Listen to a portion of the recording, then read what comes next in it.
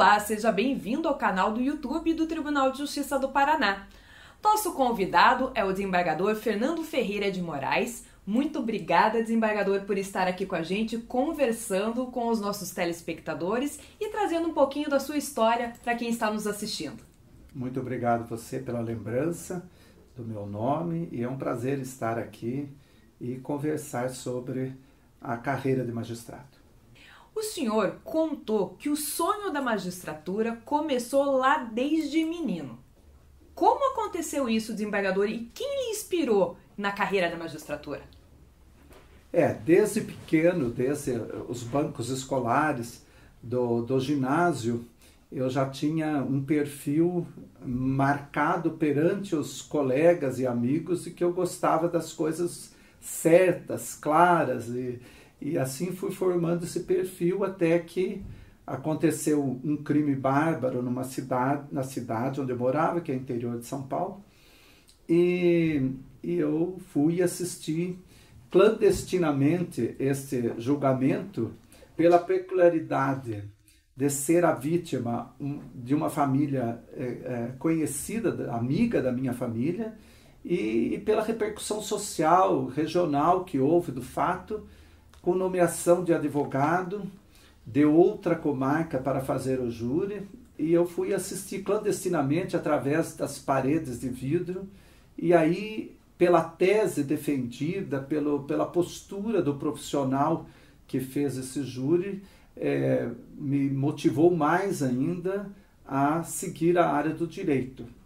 Então, daí é que, quando concluí os 2 cursos médios à minha disposição, numa cidade em que não havia curso universitário, eu então me propus a vir para Curitiba, que apesar de ser interior de São Paulo, é uma cidade próxima, na divisa, mais próxima de Curitiba do que a capital de São Paulo, e uma cidade que eu sempre tive contato porque parentes sempre moraram aqui, então é um trajeto que eu já conhecia de estrada desde o meu nascimento. E aqui vim então para Curitiba para realizar o meu sonho. E como é que foi esse período de estudo, esse começo na faculdade, e onde o senhor cursou também? Bom, chegando em Curitiba, para dar sequência a esse relato histórico, a primeira coisa eu fui procurar emprego, né? Pegar o jornal das 6 horas da manhã, procurar ver aonde tinha entrevista, até conseguir uma admissão numa empresa e depois me matricular num curso pré-vestibular. Então, depois de matriculado, fiz o curso vestibular e fui aprovado no curso da Faculdade de Direito de Curitiba, que era no centro da cidade, onde eu morava, e ao mesmo tempo fiz o vestibular para o cargo de auxiliar administrativo do tribunal e também tive a felicidade de ser aprovado. Então eu ingressei tanto na faculdade quanto no Tribunal de Justiça no mesmo ano e fui fazendo o curso à noite e trabalhando durante o dia, e no início o expediente era só à tarde, então de manhã eu estudava. Quando passou a ser duplo expediente, eu estudava no horário de almoço, né, que a gente sempre aproveitava os minutos, finais de semana, até concluir o curso, que concluí no prazo previsto de 5 anos. E em seguida fiz o concurso para assessor jurídico, também fui aprovado e exerci vários cargos, várias designações pelo presidente do tribunal, até surgir a primeira turma da Escola da Magistratura, em que houve também uma seleção que fui aprovado e ao mesmo tempo me inscrevi para o concurso de juiz substituto. E antes de terminar o curso da magistratura, fui aprovado no concurso e acabei saindo do fórum para fazer as últimas provas no curso para obter o certificado de conclusão. E comecei a carreira, onde já estou há 35 anos como magistrado, contando com 45 anos de Poder Judiciário.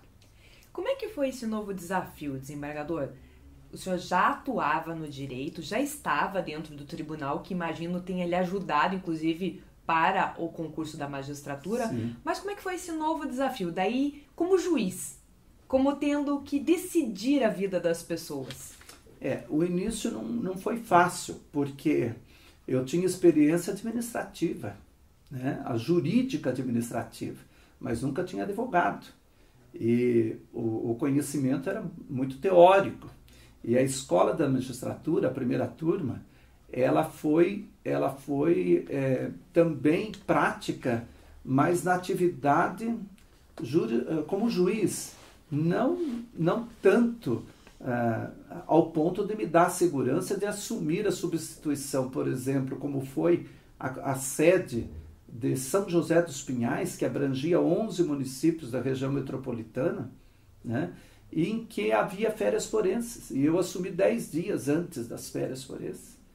Então, abrangendo o aeroporto, as penitenciárias de Piraquara, eu fazia uma enfrentando meus professores desde dessas primeiras audiências, e aquela responsabilidade, né, de querer fazer a coisa certa, com autocrítica elevada. Então não foi fácil, mas contei com colegas titulares que já estavam na comarca de São José dos Pinhais e Piraquara, já assim com uma boa vontade muito grande deles, e isso me ajudou muito a ir avançando com segurança. Como juiz titular, o senhor foi para qual comarca, desembargador?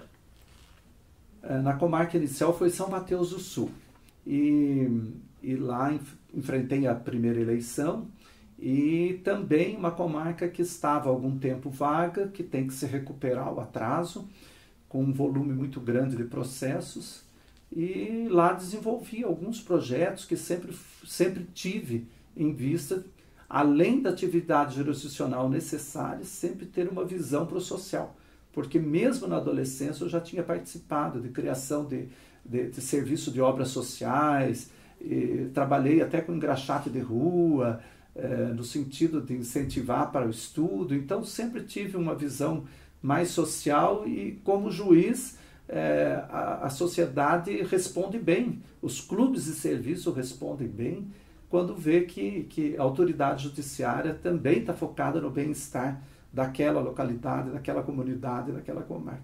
Então, não foi difícil desenvolver a atividade. Sempre foi muito trabalhosa, mas não foi difícil, porque coincidia com os princípios que eu queria mesmo, que eu tinha e que queria desenvolver de trabalho social aliado ao trabalho jurisdicional. Né? Quando se encaminhava os menores para ter alimentação, para ter uma atividade laboral, para ir para a escola, é claro que nós estamos evitando processos criminais futuros de delinquência juvenil, de abandono, de desvio de conduta de todas as formas. Então, é claro que a presença e o empenho do magistrado nos programas sociais é muito importante para a sociedade e para também o desempenho da atividade jurisdicional. Se o senhor fosse falar de uma relação com uma das comarcas pelas quais o senhor passou lá no interior, qual lhe traz melhor lembrança, ou inclusive até um fato inusitado, desembargador, que aconteceu nesse período? Alguma situação inusitada que eu vivi, que me recordo, que deu muita realização, eu acho que todas tiveram, mas eu acho que as que eu vivi no Tribunal do Júri de Curitiba foram aquelas que mais corresponderam à expectativa de uma realização de atividade indireta em que eu não visava, mas que tive um retorno muito bom, que é com a escolha, com a elaboração de lista de jurados, sabe? Eu fiz uma seleção de jurados de forma diferenciada e fui muito rigoroso nessa seleção, porque partir primeiro de nomes da Justiça Eleitoral. Achava que quem tivesse cadastro eleitoral e votasse seria um cidadão mais adequado, responsável para exercer a atividade como jurado, de julgar o seu semelhante. Então, partir desse princípio, que aliás também princípio que existe em outros países. E aí eu elaborei questionários para selecionar essas pessoas. Também contei com o apoio de uma psicóloga, assistente social, para ajudar a selecionar diante das respostas que essas pessoas davam, e coloquei como situação de que eu não dispensaria ninguém se eu não tivesse o convencimento próprio. Fosse por uma dispensa motivada por motivo justificado que a própria lei traz, ou se fosse de ordem pessoal, que me convencesse de que realmente traria um transtorno muito grande para essa pessoa. Porque, na verdade, o espírito de cidadania ainda, naquela época, que não é tão longe, mas ainda era difícil de cultivar, porque todo mundo sabe cobrar do serviço público, do judiciário, a história de que é muito moroso, né? Mas o tribunal do júri, por exemplo, se não tiver jurado, se não tiver quórum, se não tiver pessoas capacitadas para julgar, nós estamos também trabalhando com a impunidade, né? Então eu chamava a responsabilidade como cidadãos de ser assim. E tive algumas declarações de pessoas que não queriam ser juradas e que depois vieram me agradecer de ter mudado alguma coisa na sua vida em razão de ter participado, de ter participado de um julgamento, de ter aprendido a valorizar mais a vida quando participou do julgamento. E essas situações aconteceram em momentos diferentes, enquanto estava até num final de semana, no mercado, encontrar com alguém que quisesse dar um testemunho de que o que a vida dele mudou em razão de ter sido julgado. Eu acho que isso eu falei, eu ia agradecer de ter sido convocado para julgar, para quem não queria ser inicialmente. Então eu até disse, eu não sou responsável por isso, é você que é responsável por isso, porque você aprendeu o que deveria aprender, né? Essa porta que foi aberta para você aprender, eu abri, mas poderia ser outro. É claro que foi um critério específico que eu não vi ainda outro juiz fazer isso, e pelo que eu sei, o Tribunal de Júri hoje continua mais ou menos com o mesmo critério de convocar jurados através do cadastro eleitoral de Curitiba, né? Desembargador, agora falando um pouquinho também dessa questão em relação ao eleitoral. Por quase todas as comarcas pelas quais o senhor passou, o senhor foi juiz eleitoral. Sim. É uma das matérias que o senhor gosta mais? Como é que aconteceu esse encontro com a Justiça Eleitoral? Como eu fui funcionário do tribunal, eu atuei muito nessa parte administrativa também, né? Porque eu representei o tribunal na Justiça do Trabalho, no Detran, presidi comissão de sindicância, comissão de licitação, participei de banco examinador de concurso, então essa parte administrativa eu sempre tive ligado. E o eleitoral tem muito dessa área administrativa, né? Então, o juiz da zona eleitoral, ele tem que ter organização. Se ele fizer uma boa organização, ele realiza uma boa eleição. Isso desde a parte funcional do cartório eleitoral, quanto à organização da própria eleição, de se preocupar com o lanche, do mesário que sai a 75 quilômetros para ir participar de uma banca, de uma mesa receptora de votos, e que muitas vezes chove, encalha, não passa. Então você tem que pensar em todos os percalços que tem, e eu gosto dessa atividade intelectual também de realizar, e nunca tive problema algum de anulação de qualquer ato. Então sempre gostei também dessa área. E depois, chegando na capital, eu fui juiz eleitoral da zona encarregada da propaganda eleitoral, quando tinha outdoor, cartazes na rua, os shows mícios, né? Nas ruas, e eu consegui administrar bem isso. Recebi até um título de elogio do então presidente do TRE na época. Apliquei pela primeira vez a Lei 9.099 dos Juizados Especiais para os crimes de boca de urna no dia da eleição, que também foi uma inovação que a princípio fui criticado, mas depois foi assimilado que seria o certo. E assim eu fui indo até que cheguei a suplente por antiguidade do cargo de juiz, compondo a Corte Eleitoral, e depois, por merecimento, por eleição, me candidatei também e exerci mais 2 anos.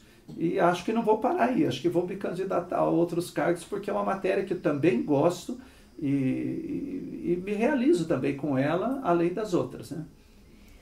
Agora falando um pouquinho como desembargador, o senhor tomou posse em 2015. Sim. Como é que foi esse novo desafio na sua vida, desembargador? O senhor imaginava chegar tão longe quando de menino, como o senhor contou aqui pra gente no início da entrevista, né, que o sonho era ser magistrado, hoje o senhor é desembargador. O senhor imaginava isso? Não, eu não imaginava. Eu sou filho de uma professora primária e de um funcionário público municipal. Tenho um espelho mais do lado da família da minha mãe, em que meu avô era alfaiate e se aposentou como contador da prefeitura municipal de Itapetininga, criando 10 filhos. E a única que não fez curso universitário foi minha mãe, porque se casou e teve vários filhos e se empenhou bastante no trabalho e foi para uma cidade do interior que não facilitava. E os outros 9 estudaram e também galgaram cargos de professores da USP, enfim, várias carreiras, tanto jurídicas quanto administrativas. Então sempre tive esse espelho. Mas é claro que eu não esperava ser magistrado, mas não chegar a desembargador. Eu acho que aí foram uma série de fatores de crescimento do tribunal que favoreceram a antiguidade, né? Eu cheguei por antiguidade e fui um dos últimos que cheguei pela minha turma, porque nunca fiz questão de chegar muito cedo. O meu objetivo era ser juiz de direito. E eu digo que eu chegar a desembargador é uma honra, é o topo da carreira, eu me sinto realizado, mas as maiores e as melhores atividades minhas foram como magistrado de primeiro grau. O senhor falou em família, desembargador, com todos os seus pais, Sim. Vários irmãos. Sim. Qual a representatividade da família para o senhor? E como é que foi esse apoio da família ao longo de toda a sua carreira? Sempre foi muito bom. Como eu disse, eu fui mais ligado à família da minha mãe. Não que eu não tenha os familiares do meu pai e que não me dê bem com eles. Mas o espelho sempre foi lá da mãe, que parece que é uma tendência nas famílias, né? Foi muito importante porque você sempre se espelhando em alguém que está atingindo seus objetivos, alcançando cargos, se desenvolvendo, é claro que você também se sente motivado para isso. Então foi muito grande. A minha mãe hoje tem 94 anos, né? Graças a Deus, lúcida, e até hoje acompanha. Ela sabe os dias que eu tenho sessão, mora no interior, sabe os dias que eu tenho sessão, que ela não deve me ligar para não me atrapalhar. Não que eu tenha imposto, é ela que sabe que não deve, né? E então o apoio foi sempre muito grande. Hoje tenho a minha mãe, somos em 7 filhos, 6 hoje vivos. Eu tenho uma filha apenas, que tem 23 anos de idade, está no 5º ano de medicina, mora comigo, sou divorciado, tenho uma namorada que é magistrada, e eu acho que nós nos completamos. Nós temos um bom relacionamento em casa e um bom relacionamento com a família. Volta e meia eu faço a reunião de toda a família, porque eu tenho 18 sobrinhos e 16 sobrinhos netos. Então, o núcleo familiar é de umas 50 pessoas. E, felizmente, nós contamos com uma participação mais de uns e menos de outros pelos locais em que cada um mora, mas eu recebo energia positiva e tento passar a eles energia positiva também, porque a maioria ainda está conquistando o seu espaço. Minha filha, por exemplo, está no 5º ano de medicina, adora, fica 15 horas direto num plantão cirúrgico e chega em casa feliz da vida, por ter participado daquelas atividades, que é bem ao contrário da nossa área humanística, mas seguiu aquilo que queria e se sente realizada com isso também. Mas a família é muito importante, né, no desenvolvimento e na satisfação que você tem que dar a ela do que você recebeu também. E passa a ser um orgulho também para eles, porque eu acho que eu fiz a minha parte, né? Desembargador, o senhor também tem uma outra paixão. Sim. Como é que o senhor começou a estudar artes, gostar das obras de artes? Também uma coisa natural, como eu falo, quem gosta de administração gosta de ver as coisas organizadas ao seu redor, né? E a obra de arte é aquela que embeleza o lugar que você está.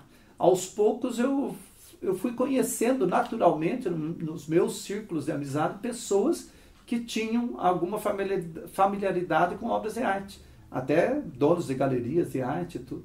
E aí a curiosidade vai avançando à medida que você também vai adquirindo alguns conhecimentos, algumas informações e vai ficando com um olhar mais apurado.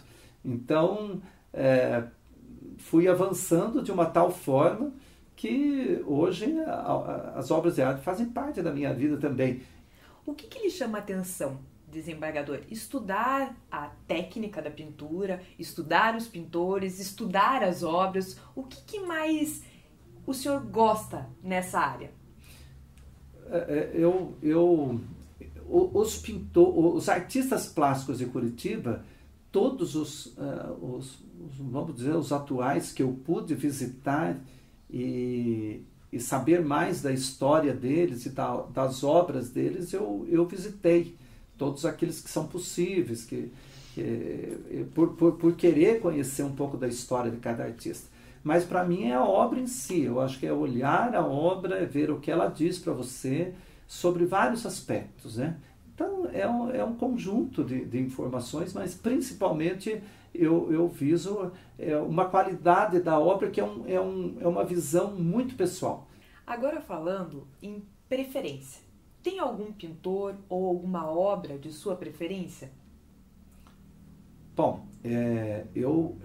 os temas que eu mais gosto são a nossa paisagem, especialmente as araucárias, né? Porque eu sou do interior de São Paulo, mas a paisagem não varia muito, lá é essa também, né? Então eu tenho preferência por essa, mas não que eu não goste das pinturas primitivas, que também tenho, dos modernos ou dos abstratos, mas a minha preferência são as paisagens.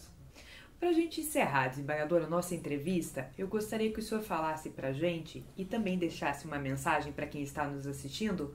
O que mais lhe realiza na profissão? O que mais me realiza é realmente dar esta